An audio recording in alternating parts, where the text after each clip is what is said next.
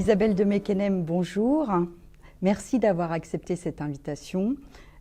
Pouvez-vous nous dire qui vous êtes? Très volontiers. Donc, je m'appelle Isabelle de Meckenem, je suis professeure de philosophie et j'ai pour particularisme tout à fait prononcé que je revendique d'avoir fait toute ma carrière dans la formation des maîtres. Et c'est en fonction de ce profil que j'ai été recrutée, si j'ose dire, mais le terme est abusif, pour faire partie du Conseil des sages de la laïcité, que j'ai donc intégré en mai 2019, sachant que cette instance a été créée en 2018. Pouvez-vous nous dire, Madame de Meckenem, quelle est la mission spécifique du Conseil des sages? Oui, très volontiers, d'autant que c'est une instance qui est encore mal connue dans notre paysage scolaire et éducatif.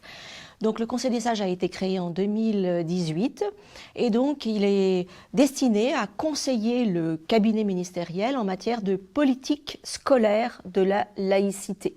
Donc c'est une instance originale qui n'existait pas auparavant, il convient de le souligner. Le Conseil des sages assure aussi des missions de formation et nous avons par exemple pendant tout le premier trimestre de cette année très perturbée, hélas, assuré la formation des chefs d'établissement à Poitiers en matière évidemment de laïcité. Enfin, dernier aspect des fonctions du Conseil des sages, nous produisons des ressources et notamment nous avons conçu et édité, grâce au service du ministère, un vade-mecum de la laïcité à l'école dont je crois savoir qu'il comblait un vide, un manque, puisqu'il est appelé, ce vade-mecum, à constituer un outil de référence utilisable dans la pratique quotidienne de tous les agents de l'éducation nationale. Au-delà de cette mission et de votre participation au Conseil des sages, vous avez, je crois, eu une mission plus étendue, plus élargie à d'autres ministères, notamment autour de la fonction publique. Est-ce que vous pouvez nous expliquer ces différentes missions ? Bien sûr. Donc j'ai été chargée le 1er février dernier d'une mission donc par la ministre de la Transformation et de la Fonction publique et la ministre déléguée à la citoyenneté. Cette mission découle d'un amendement donc qui a été déposé par le gouvernement le 18 janvier dernier dans le cadre de la discussion d'une loi importante qui va venir à terme cet automne, la loi visant à conforter le respect des principes de la République. Et à partir de là, donc cet amendement fixait une obligation de formation à la laïcité pour tous les agents publics, donc bien au-delà du monde enseignant auquel on pense en tout premier lieu.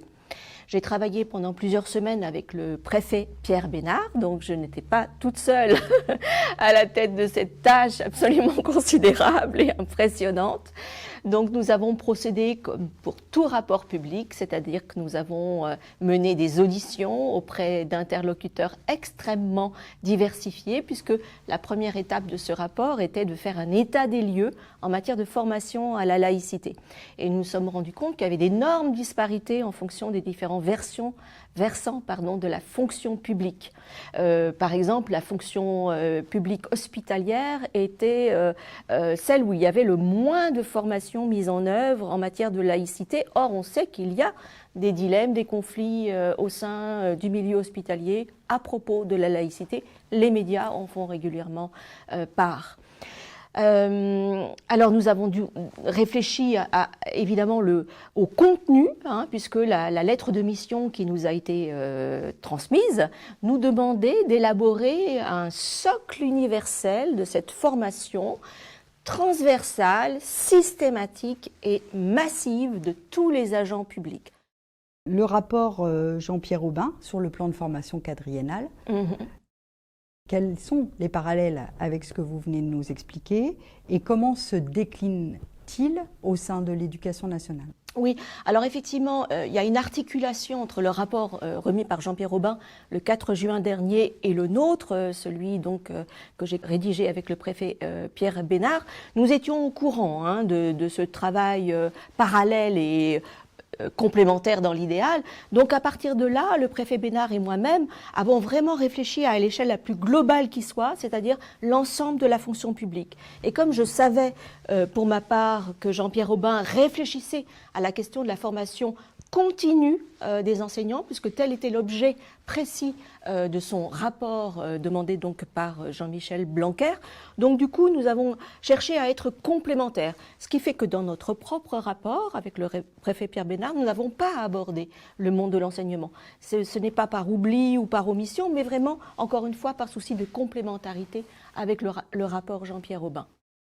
Alors, concernant ce rapport, puisqu'il est plus spécifique à l'éducation nationale et que je sais que vous avez travaillé conjointement, concrètement, sur le terrain éducatif, comment vont se décliner les propositions du rapport Jean-Pierre Aubin et de la mission à laquelle vous avez participé ? Oui, alors pour parler d'abord peut-être du rapport de Jean-Pierre Aubin, encore une fois son objet était la formation continue des enseignants. On sait que la formation continue avait été délaissée depuis de nombreuses années, voilà, qu'il fallait la relancer, et en particulier sur la question de la laïcité et plus globalement des principes républicains. Parce que, bon, c'est peut-être un point sur lequel nous pourrons revenir si vous le souhaitez, mais pour ma part, j'ai vraiment scrupule à détacher la laïcité comme s'il s'agissait d'une abstraction. En fait, elle s'insère dans un socle, dans un bloc, et il faut raisonner en termes de principe de la République, ce qui était tout à fait l'optique de Jean-Pierre Aubin. Alors, la formation continue, il est quand même très délicat d'y réfléchir indépendamment de la formation initiale. Donc finalement, il a englobé aussi la formation initiale. Et on sait qu'il y a une dynamique très forte qui est impulsée aussi de ce côté-là, puisque comme vous le savez, tous les INSPE ont renforcé la formation initiale de leurs étudiants, et notamment en vue d'une nouvelle épreuve au concours, puisque les candidats au concours vont désormais être interrogés, quel que soit le concours auquel ils candidatent, sur les questions de laïcité, de principe de la République et de déontologie de la fonction publique. Donc Jean-Pierre Aubin a intégré aussi cette dynamique nouvelle impulsée dans la formation initiale, et cela est normal puisque formation initiale et formation continue doivent être idéalement articulées et s'inscrire dans un continuum.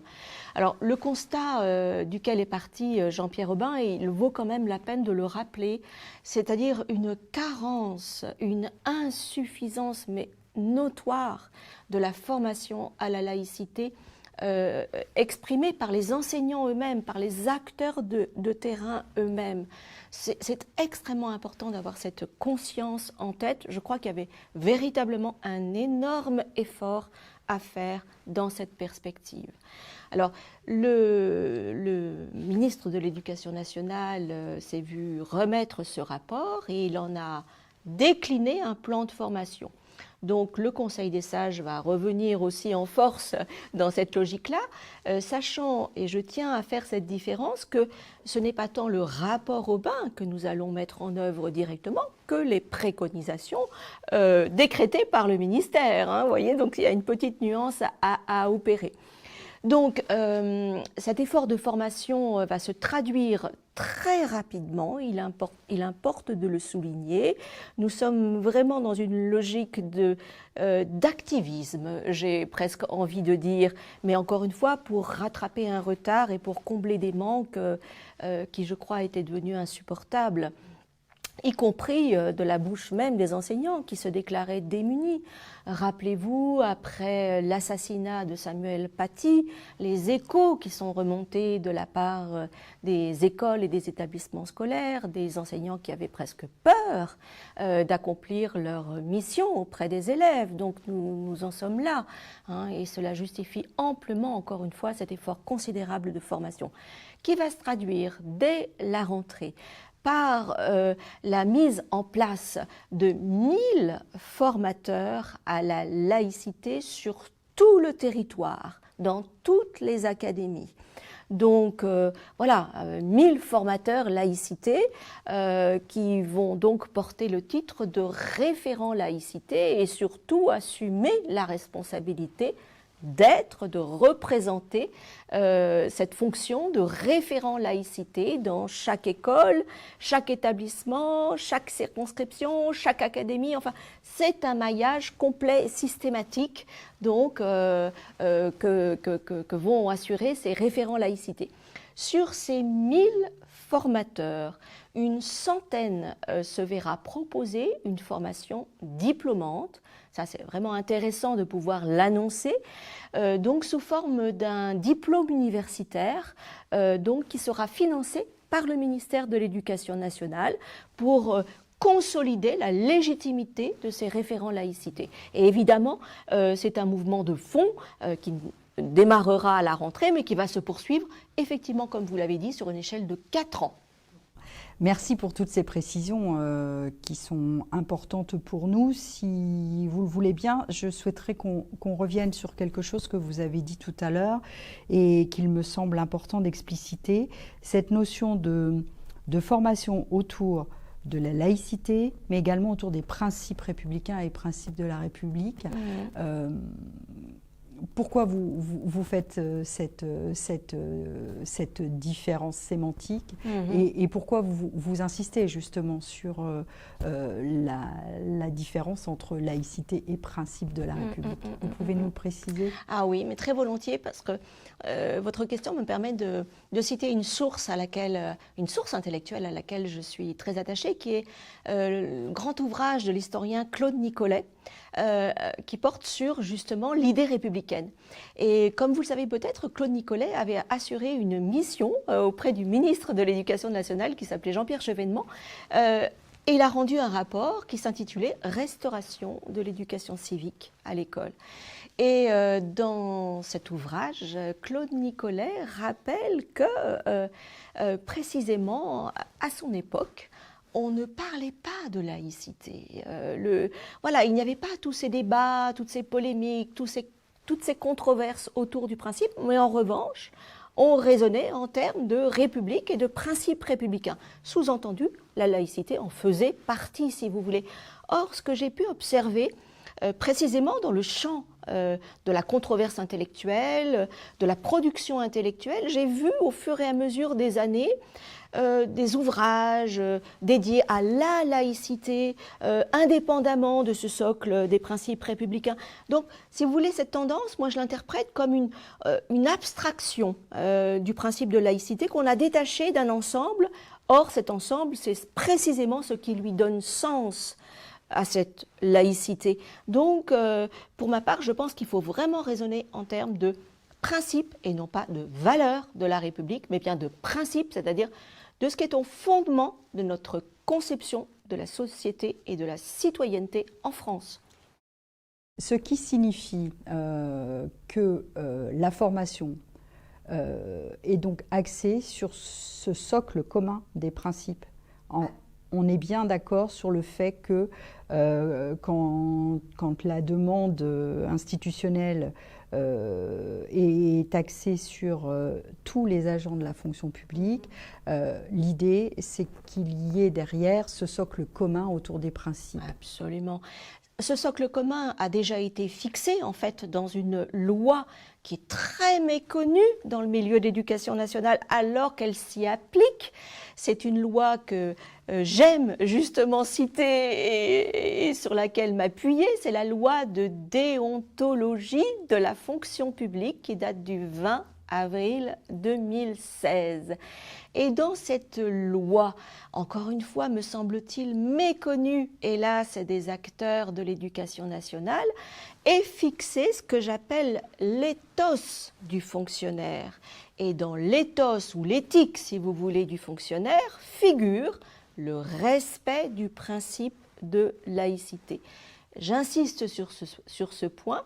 On va au-delà de l'obligation faite à tous les agents publics, et l'obligation la plus connue est celle d'une neutralité en matière religieuse, politique, Cette neutralité comporte aussi un aspect commercial qu'on a tendance à oublier de façon systématique. Or, cette neutralité commerciale a une incidence dans le milieu scolaire, donc je tiens aussi à le souligner. Donc, si vous voulez, cet ethos du fonctionnaire, on le résumait jusqu'à présent surtout sous l'angle d'une obligation de neutralité. Or, cette loi de 2016 a fixé une exigence supérieure en disant « figure aussi dans l'éthos du fonctionnaire le respect du principe de laïcité ». Donc on était déjà dans cette mouvance, dans cette dynamique qui connaît un point d'aboutissement aujourd'hui, heureusement. Et encore une fois, je suis ravie de pouvoir y avoir contribué en relançant cette obligation de formation à la laïcité pour l'ensemble de la fonction publique. Mais c'est pour dire que effectivement, il existe bien un corpus déontologique de la fonction publique absolument transversale aux différents versants de la fonction publique, mais il apparaît qu'il est méconnu, ce corpus. Donc il faut absolument relancer cette action de formation globale, massive, systématique, transversale. Et le plan adopté par les deux ministres que j'ai cités tout à l'heure, donc Transformation et Fonction publique et ministre délégué à la citoyenneté, a résonné aussi en termes d'une échelle de 4 ans. C'est également un plan quadriennal. Donc vous voyez, là, il y a une synchronie entre le rapport Aubin pour l'éducation nationale et notre propre rapport avec le préfet Bénard. Pour vous, aujourd'hui, le rôle d'un personnel d'encadrement dans le suivi et l'accompagnement des personnels à la transmission de la laïcité à l'école est parfois difficile.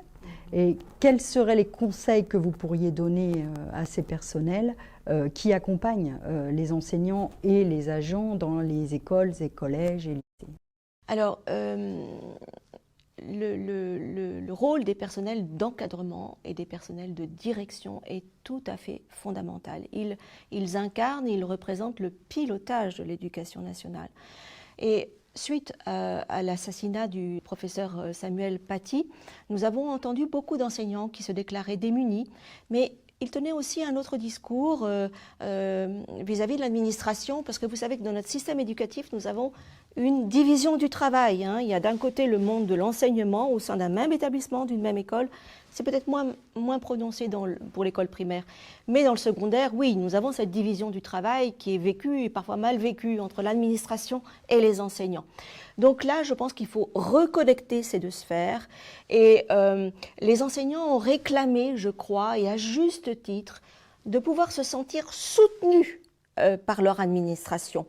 Dès qu'un problème, aussi infime puisse-t-il paraître, survenait, un incident dans le cadre de la vie de la classe ou de la vie scolaire, de façon qu'on pouvait croire, qu'on pouvait attribuer à une question de respect de la laïcité, voilà, il s'agit de faire en sorte que cet incident puisse se voir donner une réponse concrète et cohérente à toutes les échelles de l'organisation d'un collège ou d'un lycée, d'une école également, bien sûr.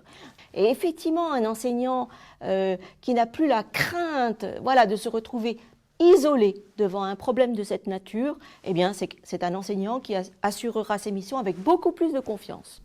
Alors, il y a la question du soutien et du conseil. Il y a la question du projet d'établissement aussi. Je sais qu'on en a déjà discuté ensemble. Quels sont les conseils qu'on pourrait donner justement autour de ce projet d'école ou d'établissement qui pourrait accompagner la transmission des principes de la République à l'école? Bien sûr. Alors, les projets d'établissement, c'est une dimension très intéressante puisque, comme on le sait, un projet d'établissement comporte des axes et il était de tradition, et j'ai envie de dire qu'un axe éducation à la citoyenneté figure dans les projets d'établissement des collèges ou des lycées ou dans les projets d'école également. Donc c'était un grand classique qu'on ne fait que du coup renforcer ou auquel on peut donner une inflexion en direction de cette transmission des principes républicains. Donc la structure d'accueil existe déjà, et effectivement.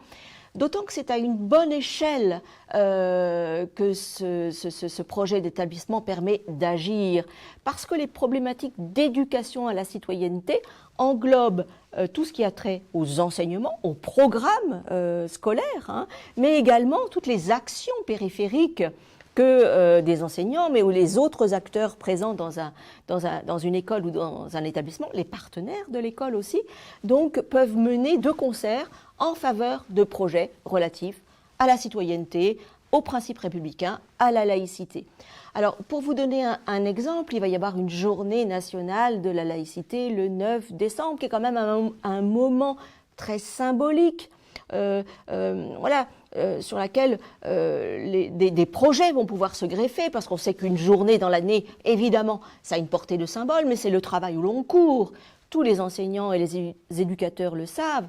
L'éducation à la citoyenneté, c'est tout un curriculum qu'il faut envisager. Donc, c'est vraiment un travail au long cours, qui est le travail de fond qui nous permet de remplir l'une des grandes missions de l'école publique, qui est la formation du citoyen. Je pense également aux outils. Vous avez parlé tout à l'heure d'un outil construit par le Conseil des sages, qui est le Vademecum laïcité, pour accompagner les chefs d'établissement, les directeurs d'école, les inspecteurs. Comment on utilise cet outil? Oui. Alors, effectivement, il ne suffit pas de créer des outils. Encore faut-il que les équipes se les approprient.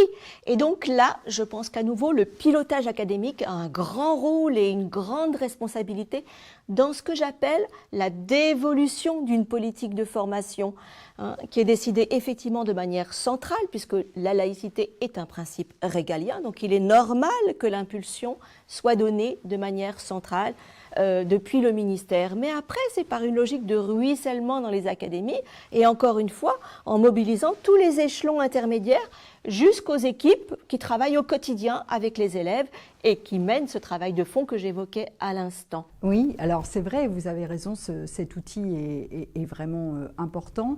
On n'a pas parlé encore aujourd'hui là, de l'équipe académique Valeurs de la République, mais quel est son rôle dans cette organisation qui permettrait d'aller de l'échelon du ministère jusqu'à la classe? Alors effectivement, il est probable que les référents laïcité vont être puisés, si j'ose dire, dans le vivier, sachant qu'il s'agit d'une responsabilité sur la base du volontariat, donc voilà. Mais nous avons déjà des équipes valeurs de la République. Et effectivement, en fonction de ce modèle, encore une fois, que j'ai appelé de ruissellement, puisqu'il existe une équipe valeurs de la République, je crois même qu'on l'a un peu rebaptisé, c'est valeurs de l'école et principes républicains. Donc il existe une équipe nationale et un essaimage dans toutes les académies pour assurer ce maillage qui effectivement nous manquait. Parce qu'il y a, moi je me mets à la place d'un enseignant, d'un professeur des écoles. Quand on lui parle de laïcité, c'est une norme lointaine, si vous voulez, dont cette collègue ne voit pas forcément la traduction dans sa pratique concrète, quotidienne, dans son enseignement. Il y a des professeurs de sciences de vie et de la terre, de mathématiques qui nous disent « mais moi, la laïcité, ça ne me concerne pas, les principes républicains, d'accord, j'y souscris, mais enfin bon, comment vais-je le traduire dans mon enseignement? Il est déconnecté de toutes ces considérations. » Or, ce n'est pas le cas. L'Inspection générale de l'éducation nationale va publier à la rentrée, cela fait partie aussi de cet ensemble d'outils nouveaux que nous allons proposer, encore une fois, à tous les personnels et à tout ce maillage intermédiaire en direction des personnels. Donc l'Inspection générale a élaboré un ouvrage qui passe en revue tous les programmes de toutes les disciplines, une par une, d'une manière systématique, pour montrer, et j'ai presque envie de dire pour démontrer, qu'il existe un lien entre ces programmes et la transmission des principes républicains. Et je pense que les enseignants, ayant conscience de ce lien, verront qu'on ne leur demande pas de faire ce que l'on appelle d'une manière extrêmement critique du catéchisme républicain. Ce n'est absolument pas de cela qu'il s'agit, mais au contraire, nous leur demandons, et je m'associe à cet ensemble, encore une fois, et cette mobilisation de l'ensemble du ministère pour dire que c'est du point de vue de la transmission des connaissances qui est la mission première, fondamentale de l'école publique, une mission d'autant plus importante que nous sommes dans une société que j'ose à peine qualifier de l'information. Il s'agit plus d'une société de la désinformation, hein, et nous savons que cela renforce le rôle primordial de l'école, encore une fois, qui forme les futurs adultes, les futurs salariés, les futurs citoyens. Donc c'est un rôle irremplaçable que celui de l'école, compte tenu de ce contexte socio-culturel qui présente souvent des aspects, à mon sens, très préoccupants. Donc cela renforce le rôle de l'école et nous ne faisons que demander aux enseignants, aux CPE, aux chefs d'établissement de continuer à accomplir leur rôle et leur mission, et nous voulons leur apporter la preuve qu'en fait ces principes républicains sous-tendent leur action quotidienne. Compte tenu de tout ce que vous venez de nous dire, qui est très riche, avant de clore cet entretien, est-ce que vous auriez des conseils lecture à nous proposer? Alors je sais qu'il y en a beaucoup, mais justement, oui, pour serrer peut-être ou spécifier plus particulièrement, est-ce que vous auriez des conseils d'un ou deux livres à nous donner? Oui, alors je vous remercie de votre question parce qu'elle est très pertinente. Moi j'ai presque envie de dire, alors c'est paradoxal parce que je vais m'en plaindre, mais il y a pléthore de ressources sur la question des valeurs ou des principes de la République et de la laïcité.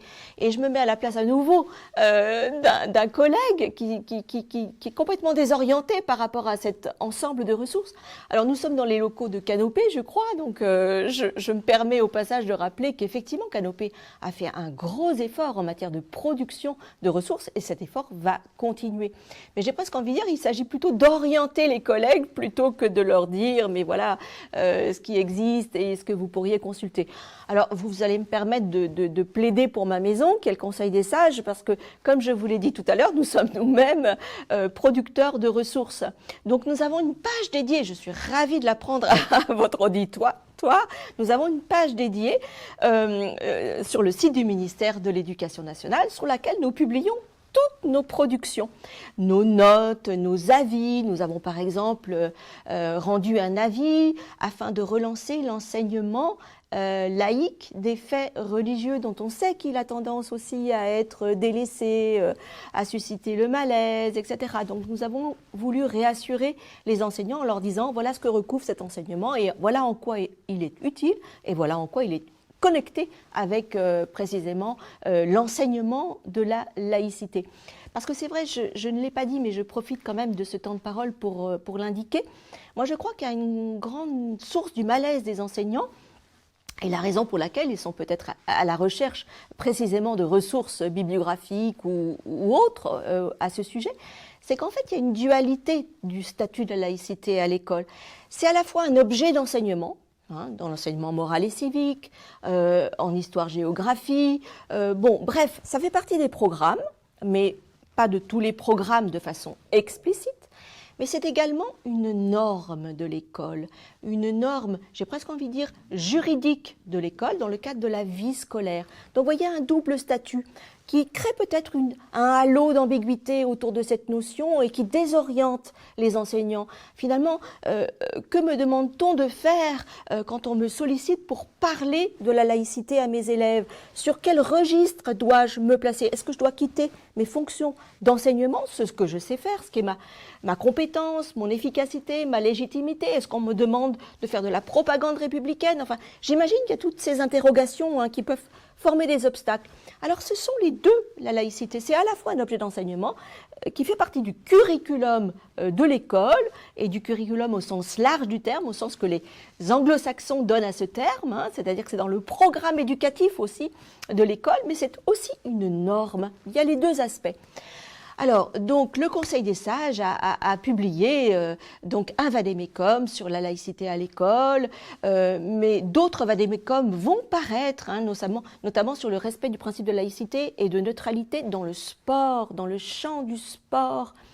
Nous avons aussi édité un vade-mecum, alors je crois très utile, mais vraiment là en prise avec la vie scolaire la plus quotidienne et la plus concrète, un vade-mecum pour répondre aux incidents à caractère raciste et antisémite. Parce qu'à nouveau, nous avons entendu, si vous voulez, ce constat, voire cette plainte de la part des équipes, nous disant mais nous ne savons pas faire, nous ne sommes pas juristes, nous n'avons pas la formation, que devons-nous faire, comment réagir, quelles sont les réponses à apporter.